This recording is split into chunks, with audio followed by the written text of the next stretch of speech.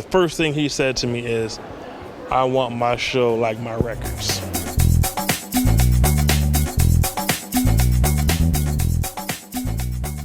We are currently doing a summer festival run with Pharrell, getting ready for his world tour. And now we're at the Montreux Jazz Festival.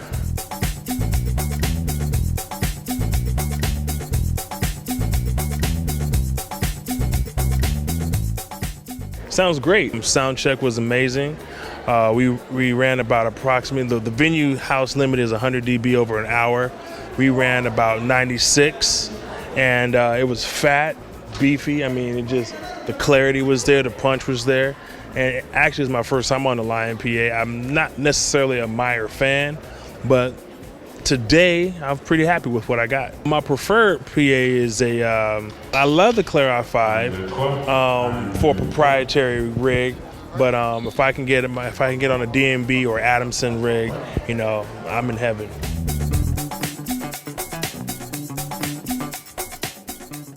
Well, DiGiCo works amazing for us in many ways because at the end of the day, with Pharrell, he's full of surprises. He's an amazing producer, so with that being said, you never know on any given day what guest is going to show up. So, especially in the monitor world, we have to have so many different configurations of what's going on. The SD7 is almost, for the most part, a limitless console.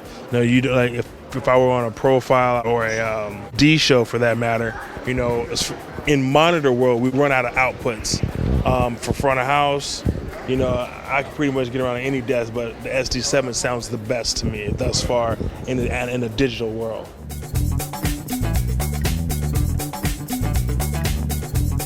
The challenge is you don't know who's going to show up on any given day. It's like he's done so many hits for so many people that it's almost a crapshoot. But then when he settles in, he just does his thing.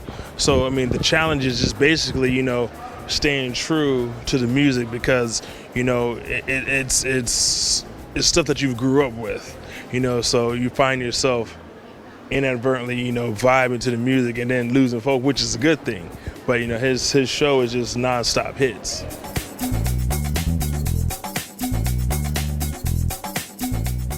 His discography goes back to when I was in high school. We're pretty much the same age. He's a little older than me, but while he was in high school, I was in high school, yeah, but he was on the radio and I was listening to the records. So it's kind of surreal because I listened to them. I went to football practice listening to him, and now I'm mixing him, many moons later. So it takes me back to my past and present at the same time.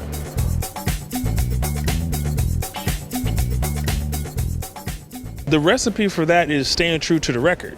When you go to a show, you want to hear what the record is that you purchase with a live feel.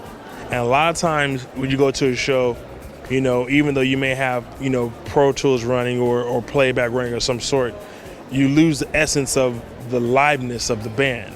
So it's like, okay, you might as well just have just a playback show. Why is the band on stage? Or the reverse happens. You have playback, but it's so low in the mix that the show misses all the elements of the record. So it's too, what they say, organic, but it's just too live at the end of the day.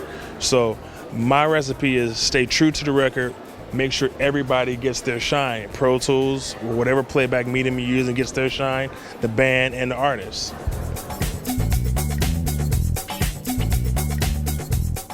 When I first met him, the first thing he said to me is, I want my show like my records.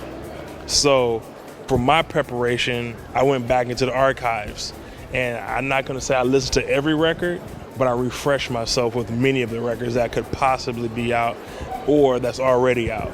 So with that, with doing my homework without foundation, when we started doing rehearsals, I was already ahead of the curve because I refreshed my memory on my music memory of what the records were doing and implementing what the band is doing to make a nice marriage.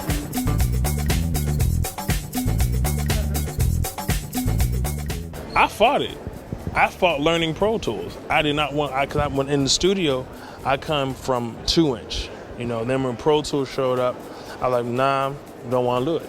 And then when I was a Heritage cat, you know, H3000. That was my console. Give me a couple racks of outboard gear, and I was there.